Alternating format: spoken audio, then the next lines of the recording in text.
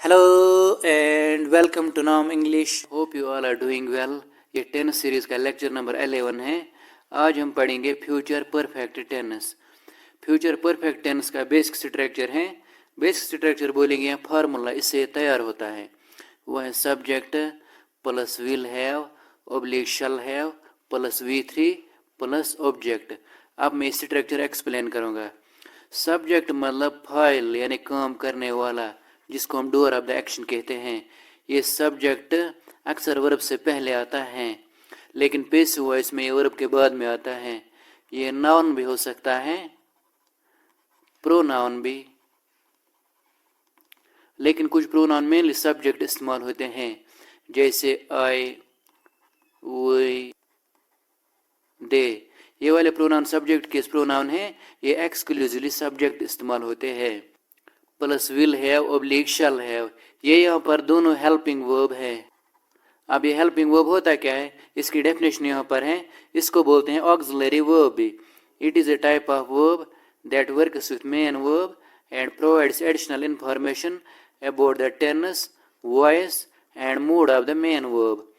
ये वर्ब की एक टाइप है जो कि मेन वर्ब के साथ काम करता है, मेन वर्ब के साथ फंक्शन करता है.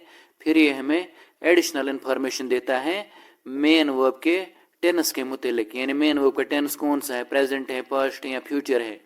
इसके अलावा मेन वर्ब की वॉइस भी बताता है, मेन वर्ब की वॉइस कौन सी है, एक्टिव वॉइस है, पैसिव वॉइस है. साथ साथ हेल्पिंग वर्ब और मेन वर्ब मिलकर हमें सब्जेक्ट यानी स्पीकर का मूड बताते हैं. स्पीकर ऑर्डर करना चाहता है, स्पीकर फैक्ट बयान करना चाहता है, स्पीकर विश चाहता है, एटसेट्रा. ये इसकी डेफिनेशन है.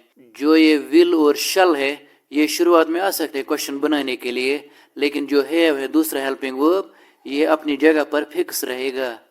प्लस V3 मतलब third form of verb. Verb होता है काम का नाम, उर्दू में इसको बोलते हैं फेल, और इस थर्ड फॉर्म को बोलते हैं past participle form of verb. Plus object अक्सर वर्ब के बाद में आता है. ऑब्जेक्ट मतलब जो काम इंसान कर रहा होगा या जिस पर काम किया जाए, ग्रामर में ऑब्जेक्ट कहलाता है. लेकिन पैसिव वॉइस में यही ऑब्जेक्ट वर्ब से पहले आता है. उर्दू में इसको बोलते हैं मफऊल. ये ऑब्जेक्ट नाउन भी हो सकता है, प्रोनाउन भी, लेकिन कुछ प्रोनाउन मेनली ऑब्जेक्ट इस्तेमाल होते हैं, जैसे मी, देम. ये वाले प्रोनाउन ऑब्जेक्ट केस प्रोनाउन है, ये मेनली ऑब्जेक्ट इस्तेमाल होते हैं. मैंने कुछ बेसिक एग्जांपल्स लिए हैं. एग्जांपल नंबर 1 है I shall have read a book. मैं एक किताब पढ़ चुका होगा, यानी फ्यूचर की बात चल रही है, मैं फ्यूचर में एक किताब पढ़ चुका होगा. अब इस एग्जांपल में आई है सब्जेक्ट, क्योंकि मैंने काम किया होगा किताब पढ़ने का. शैल यहाँ पर हेल्पिंग वर्ब है, इसकी पोजीशन चेंज हो सकती है, ये शुरुआत में आएगा क्वेश्चन बनाने के लिए. लेकिन जो दूसरा हेल्पिंग वर्ब है हैव, इसकी पोजीशन फिक्स है, ये अपनी जगह पर रहेगा. ये रीड की थर्ड फॉर्म है रेड, इसको रेड पढ़ा जाता है, यानी काम का नाम है पढ़ना. और बुक बन गया ऑब्जेक्ट, क्योंकि जो काम इंसान करता है जिस पर काम किया जाए, ग्रामर में ऑब्जेक्ट कहलाता है. अगर आपको उर्दू में पहचाना होगा फ्यूचर परफेक्ट टेंस, इसके साथ लास्ट पर आता है जनरली चुका होगा, चुके होंगे, चुके होंगे, चुकी होगी. ये इसकी उर्दू पहचान है जनरल में. मैंने एग्जांपल सेकंड ली है, they will have played hockey. वो हॉकी खेल चुके होंगे.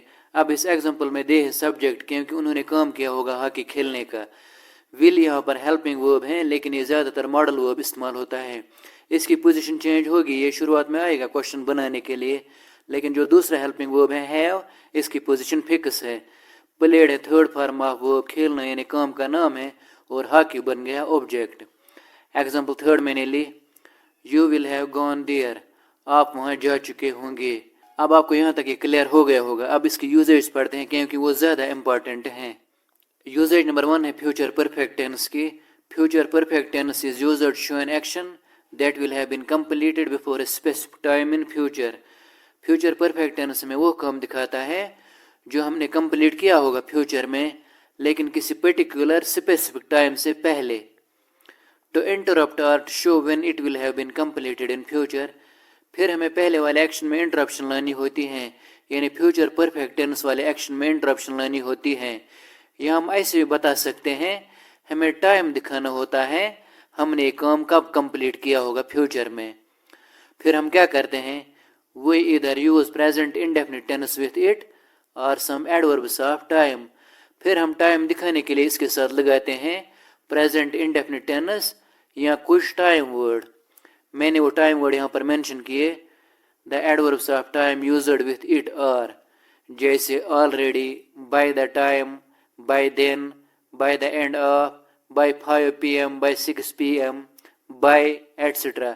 یہ کچھ ٹائم ورڈ ہیں جو فیوچر پرفیکٹ ٹینس کے ساتھ استعمال ہوتے ہیں ٹائم دکھانے کے لیے، یا ہم پریزنٹ انڈیفینٹ ٹینس استعمال کرتے ہیں سمپلی.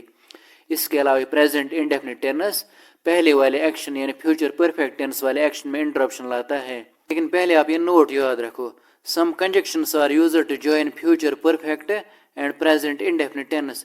یہاں پر کچھ کنجکشن استعمال ہوتے ہیں جو فیوچر پرفیکٹ ٹینس کو جوڑتے ہیں پریزنٹ انڈیفینٹ ٹینس سے. میں نے وہ کنجکشن مینشن کیے جیسے when, before, after, as soon as etcetera.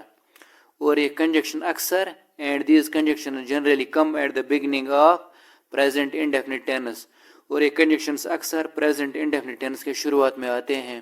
ساتھ ساتھ یہ ٹائم ورڈ بھی ہے، ان میں کچھ کنجکشن ٹائم ورڈ بھی ہے. میں نے کچھ ایگزامپلس لی ہیں. ایگزامپل نمبر 1 ہے I shall have completed my work by 3 p.m. میں 3 بجے تک اپنا کام کمپلیٹ کر چکا ہوگا. اب یہاں پر میں نے ڈائریکٹ ٹائم ورڈ لگایا، adverb of time.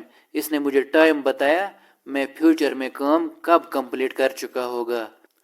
Example second میں نے لی بائی دا ٹائم شی کمس، جس وقت وہ عورت آئے گی they will already have watched the match, اس وقت وہ پہلے ہی میچ دیکھ چکے ہوں گے. یعنی جس وقت یہ لیڈی آئے گی اس وقت وہ پہلے ہی میچ دیکھ چکے ہوں گے. اب اس پریزنٹ انڈیفینٹ نے مجھے ٹائم بتایا وہ میچ کب دیکھ چکے ہوں گے. ایگزامپل تھرڈ میں لوں گا I will arrive. Example third میں نے لی I will have eaten food، میں کھانا کھا چکا ہوگا.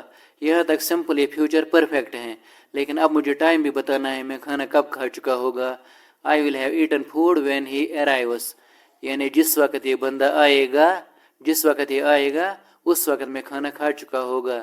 اس نے مجھے ٹائم بتایا پریزنٹ انڈیفینٹ نے، اور اس کے شروعات میں کنجکشن وین آیا، وین نے دونوں کو جوڑ دیا. یہاں پر کچھ ورڈ ہیں جیسے آلریڈی، یہ پریزنٹ پرفیکٹ میں بھی استعمال ہوتا ہے، فیوچر پرفیکٹ میں بھی، پاسٹ پرفیکٹ میں بھی.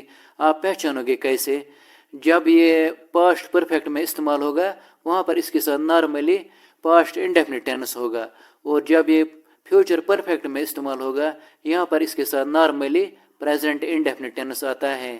جیسے یہاں پر یوزیج نمبر 2 ہے فیوچر پرفیکٹ ٹینس کی. Future perfect tense is also used to guess, assume, speculate, expect about the future.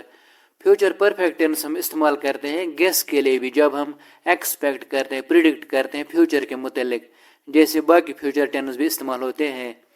اب میں نے کچھ ایگزامپلس لی ہیں. ایگزامپل نمبر 1 ہے by the end of the month he will have visited there, month کے end پر وہ وہاں جا چکا ہوگا، اس نے وہاں کی وزٹ کی ہوگی منتھ کے اینڈ پر. اب یہ یہاں پر صرف ایک گیس ہے، اندازہ ہے، اس میں کوئی بھی پلاننگ نہیں ہے. ایگزامپل سیکنڈ میں نے لی when they come I will have written a book, جس وقت وہ آئیں گے اس وقت میں ایک کتاب لکھ چکا ہوگا. اب یہاں پر یہ پریزنٹ انڈیفینٹ پھر فیوچر کی میننگ دیتا ہے، وین دے کم جب وہ آئیں گے، جس وقت وہ آئیں گے. ایگزامپل تھرڈ میں لگا آئی لیوس آئی شل ہیو ریڈ اے بک، میں ایک کتاب پڑھ چکا ہوگا، لیکن کب؟ اب مجھے ٹائم بھی بتانا ہے. بفور ہی لیوس، اس کے نکلنے سے پہلے میں کتاب پڑھ چکا ہوگا. اب یہ فیوچر کے متعلق ایک اندازہ ہے، گیس ہے، پریڈکشن ہے. اب آپ کو یہاں تک یہ کمپلیٹ ہوگا. یہ اس کے متعلق تھا کمپلیٹ لیکچر. ملتے ہیں نیکسٹ لیکچر میں. تھینکس.